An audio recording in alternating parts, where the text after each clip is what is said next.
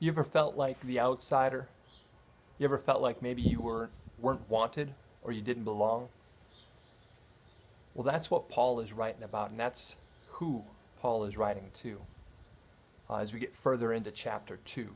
It's easy to spend a lot of time in the first half of the chapter, but here later on in that chapter, in verse 19, he writes this: "So then you are no longer strangers and aliens, but you are fellow citizens with the saints and members of the household of God."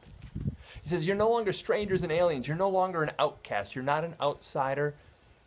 You may have felt like you didn't belong, but now you have a place. Maybe you felt like you were a different category, or people classified you different, or you were on the outside and others were on the inside. But that's not the case anymore. Now you're a citizen of the kingdom. Now you have a part in the family. And he says this in verse 20.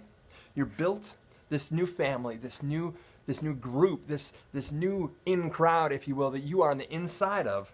It's built on the foundation of the apostles and the prophets, Christ Jesus himself being the cornerstone.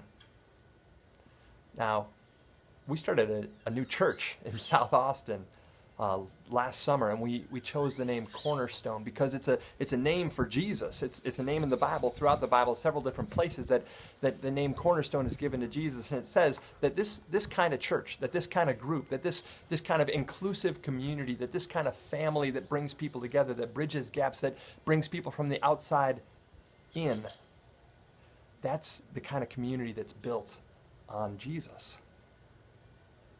That's what it means to build on the cornerstone. That's what it looks like. And that's pretty exciting. If you want to dig more into this, as well as the rest of Ephesians, there's a link associated with this video that's got a fuller Bible study for you to follow along with, to share with someone, to react to and ask questions of. So check that out if you would. I'm Pastor Matt from Cornerstone Church in Buda, Texas, and thanks for watching.